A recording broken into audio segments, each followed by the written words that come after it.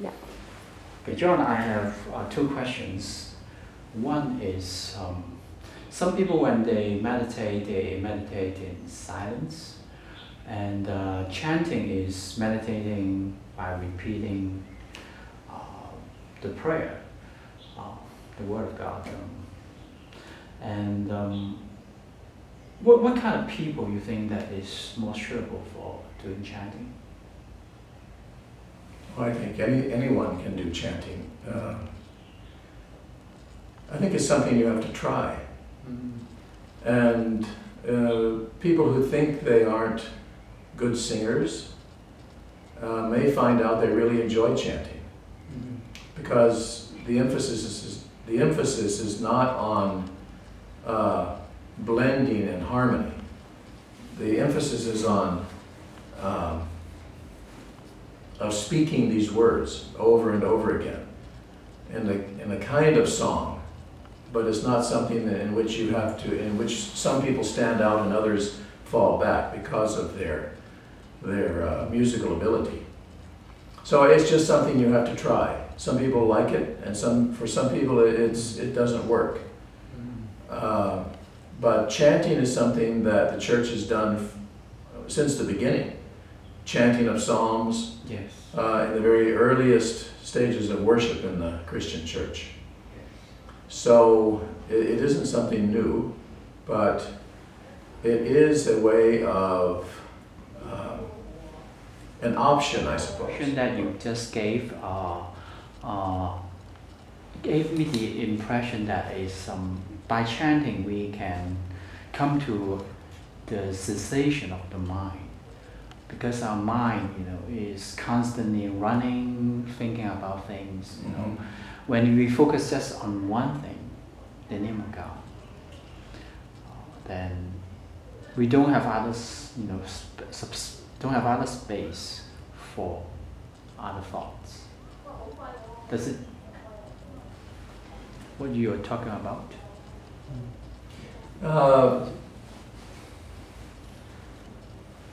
I think that for most people, when they chant, including myself,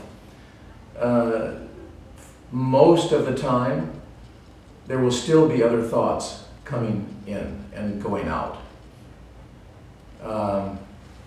But chanting the name of God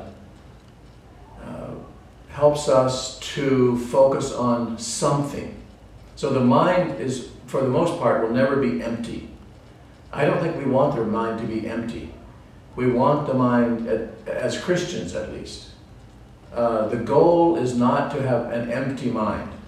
The goal as Christians is to hear the voice of God and to let that shape our lives and to be in the presence of the good, the name of God, and to help that shape our lives. So emptiness is not a goal. At least it's not a goal for me in Christian meditation. The goal is to hear the voice of God. And I think that the mind will always have lots of activity.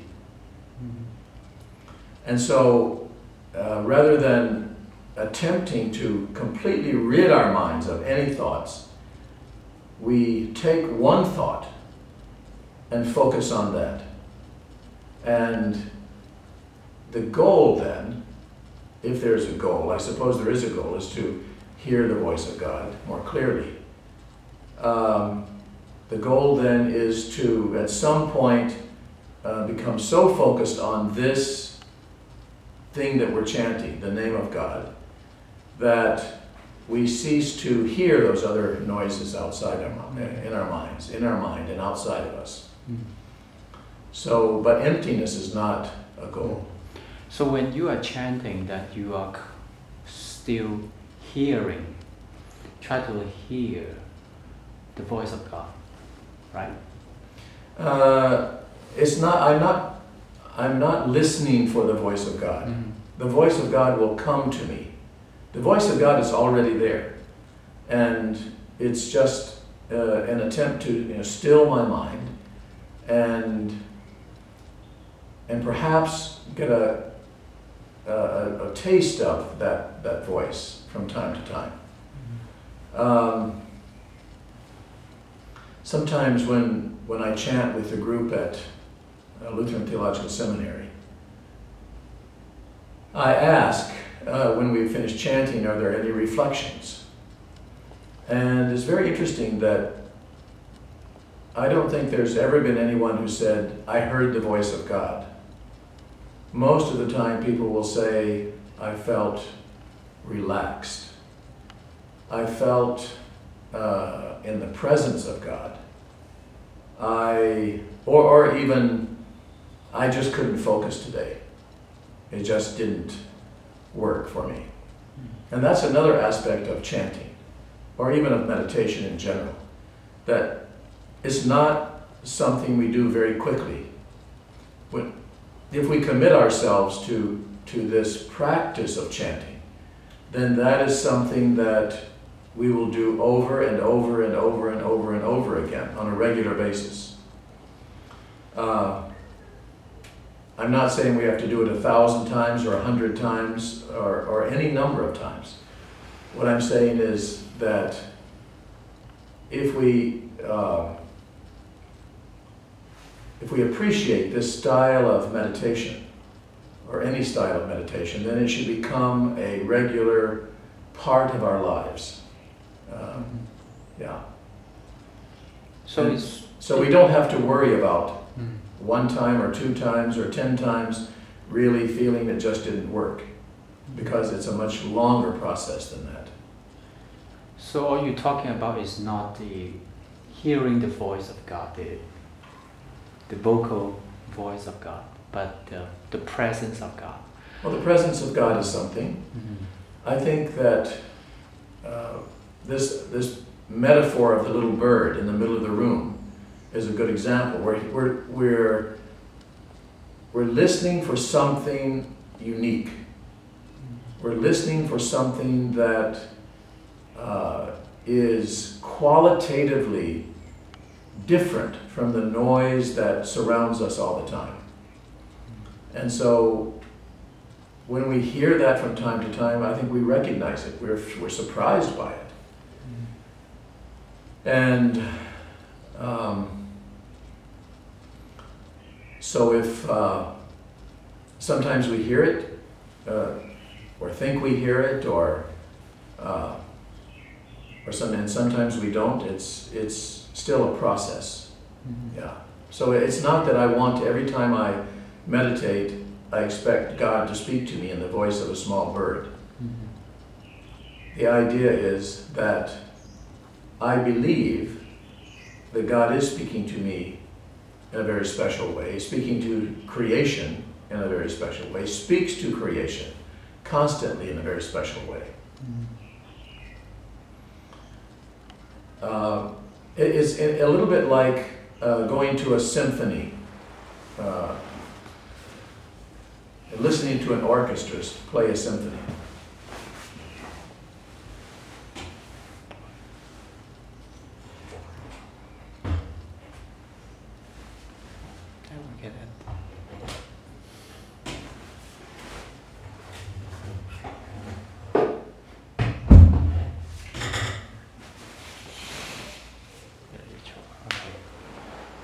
Added that.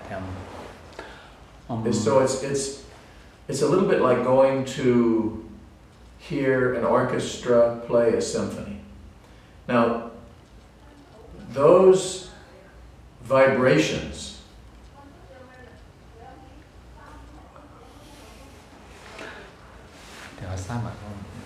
it's okay.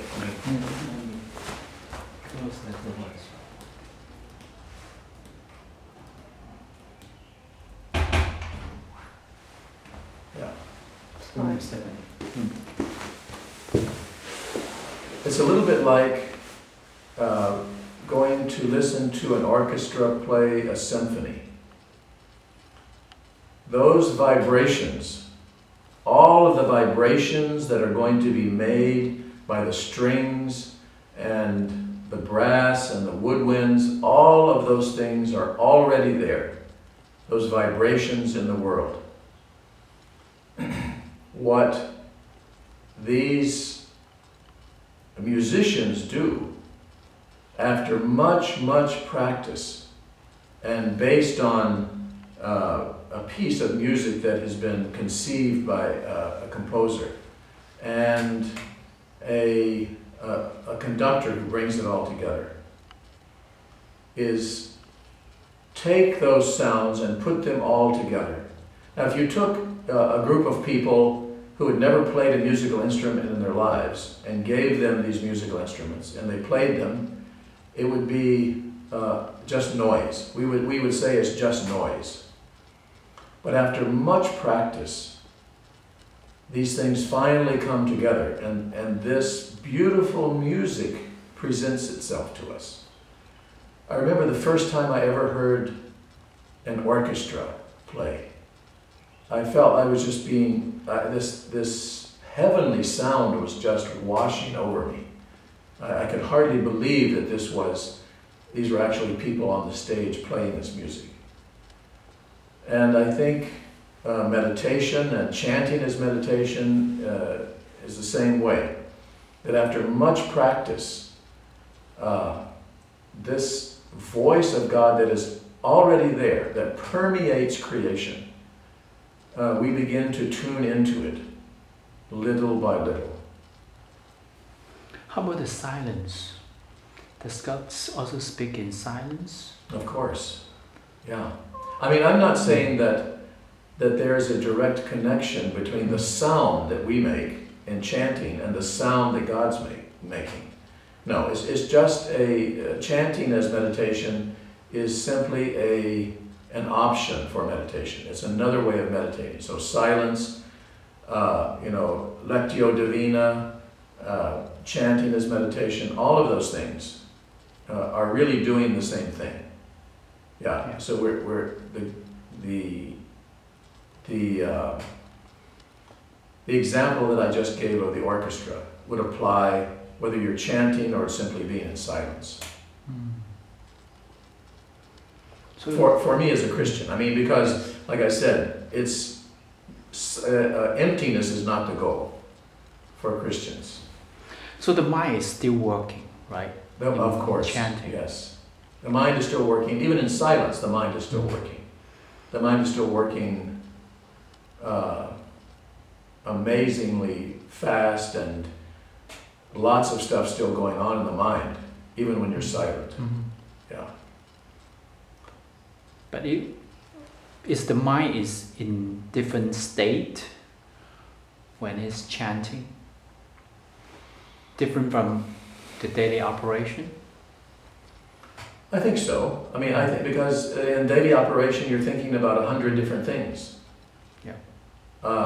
When you take time, you come and sit quietly in a place, you focus on a particular idea, a sound, a chant, whatever it is, that doesn't destroy the mind.